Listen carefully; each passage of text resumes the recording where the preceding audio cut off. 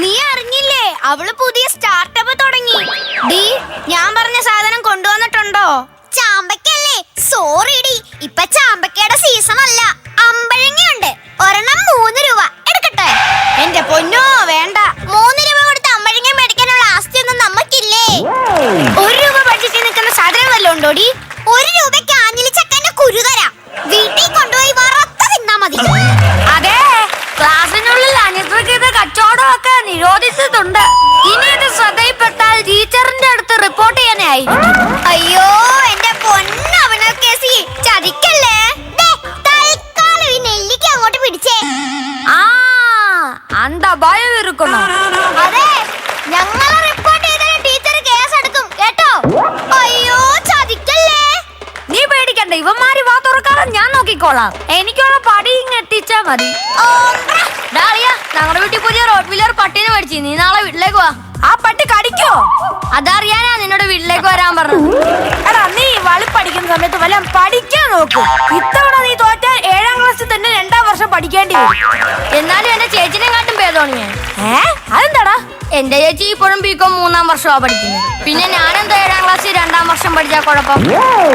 നിങ്ങൾ വെക്കേഷൻ എവിടെയെങ്കിലും പോയായിരുന്നോടി? ഞങ്ങള് വയനാടൊക്കെ പോയി. ഞങ്ങള് മൂന്നാറിന് പോവാനിരുന്നതാടി, പക്ഷെ പോവാൻ പറ്റിയില്ല. അതെന്ത് പറ്റിയിടി? മൂന്നാറിന്റെ റിലീസ് രാജമൗലി മാറ്റിവെച്ച കാര്യം നീ അറിഞ്ഞില്ലേടി? നിങ്ങളുടെ ഫാദറിന് ഇഷ്ടിക ഉണ്ടാക്കുന്ന കമ്പനി ഉണ്ടോടി? ഇല്ല. എന്താ അങ്ങനെ ചോദിച്ചേ? അല്ല, കട്ടച്ചളി കൊണ്ട് ഇറക്കുന്ന കണ്ടിട്ട് ചോദിച്ചതാ. രണ്ടുപേരും ഒന്നും മിണ്ടാതിരിക്കോ? ടീച്ചർ പരീക്ഷാ പേപ്പർ കൊണ്ടുവരുമെന്ന് ഓർത്ത് ടെൻഷൻ അടിച്ചിരിക്കുക മനുഷ്യനിവിടെ. എനിക്കാ പേടിയില്ല, ഞാൻ നല്ല വൃത്തിയായിട്ടാ പരീക്ഷ എഴുതിയത്. അതെ അതെ, പേപ്പറിനകത്ത് ഒന്നും എഴുതി വൃത്തികേടാക്കാതെയാ അവള് തിരിച്ചു കൊടുത്തേ. നീ വല്ല എഴുതിയായിരുന്നോടോ പരീക്ഷയ്ക്ക്? എഴുതി. എന്നെ എങ്ങനെയെങ്കിലും ഒന്ന് സഹായിക്കുന്നേ ടീച്ചറേ എന്ന് എഴുതി. ടീച്ചർ എന്റെ പ്രാർത്ഥന കേൾക്കാതിരിക്കത്തില്ല. അയ്യോ, ദേ ടീച്ചർ വരുന്നു.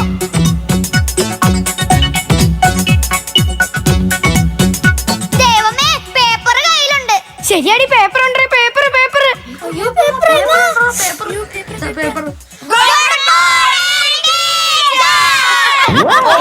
ചെവിക്കല്ല് പൊട്ടി. ക്രിസ്മസ് പരീക്ഷയുടെ പേപ്പർ തരാൻ പോവുക. പേര് വിളിക്കുന്നവർ എഴുന്നേറ്റ് നിൽക്കണം. ഓ, പിന്നെയും അഭിനവ് കേസി. ഇന്നാ നിന്റെ പേപ്പർ. Handle with care. എന്തിനാ ടീച്ചർ? സൂക്ഷിച്ചു പിടിക്കണം, മൊട്ടയാ, താഴെ വീണ പൊട്ടു. ഞാൻ നന്നായിട്ട് എഴുതിയതാണല്ലോ. 3 കാര്യങ്ങൾ മാത്രം നീ നന്നായിട്ട് എഴുതിയിട്ടുണ്ട്. എന്നാ അതിനുള്ള മാർക്കെങ്കിലും താ. ആ 3 കാര്യങ്ങള് നിന്റെ പേര്, റോൾ നമ്പർ, ക്ലാസ്. ബാക്കി എല്ലാം പൊട്ടത്തെറ്റായിരുന്നു. ബ്രിട്ടീഷുകാരുടെ ഭരണ പരിഷ്കാരങ്ങളെ പറ്റി ചോദിച്ചപ്പോ നീ എന്തുവാണ് എഴുതി വെച്ചിരിക്കുന്നത്? ബ്രിട്ടീഷുകാരെ എനിക്ക് പണ്ടേ ഇഷ്ടമല്ല. പിന്നെ പരിഷ്കാരികളെ കാണുന്നതന്നെ എനിക്ക് കലിപ്പാണ്. എന്റെ പൊന്നോ, നമിച്ച് ഇരയുടെ അവിടെ കാണാൻ പോയി. അടുത്തത് പ്രണവ് പി. S teacher. 50ൽ 4.5 മാർക്ക്. പുരോഗമനമുണ്ട്. ആഹ്ലാദ് കുമാർ. പറ ടീച്ചറെ.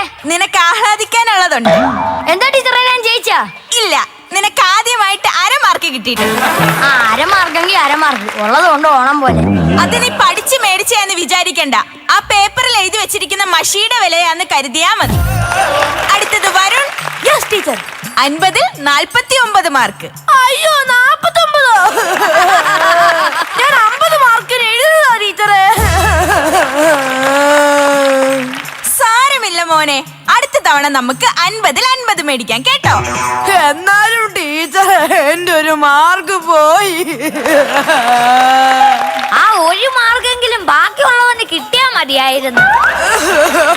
എന്റെ 1 മാർക്ക് പോയി.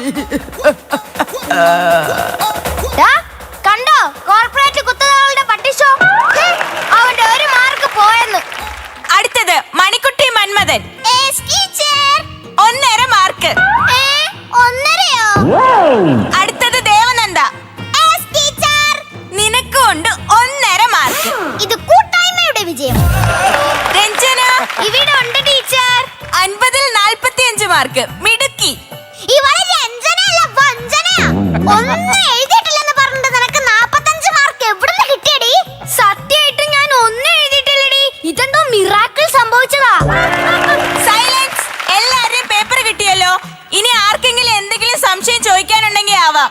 ടീച്ചറെ, നമ്മുടെ പഴയ സെക്യൂരിറ്റി അങ്കിളിനെ ഇപ്പൊ കാണാനില്ല.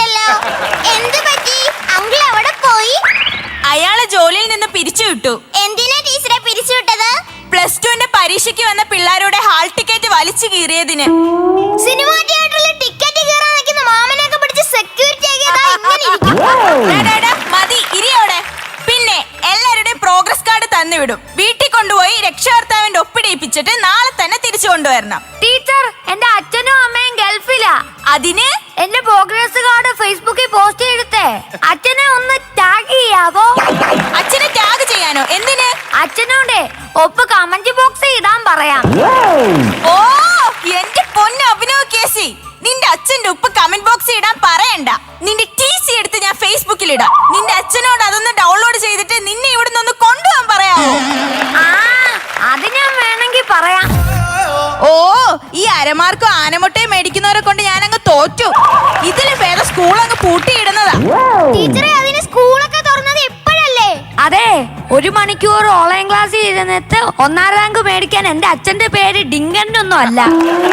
ശരി, ഇപ്പൊ സ്കൂള് തുറന്നല്ലോ. അടുത്ത പരീക്ഷയ്ക്ക് നീ നല്ല മാർക്ക് മേടിക്കുമെന്ന് ഉറപ്പാണോ? വലിയ ഉറപ്പൊന്നുമില്ല. പ്രതീക്ഷയുടെ അമിതഭാരമില്ലാതെ ടീച്ചർ പേപ്പർ നോക്കിയാൽ ചിലപ്പോ ഞാൻ രക്ഷപ്പെട്ടേക്കും. എന്റെ പൊന്ന്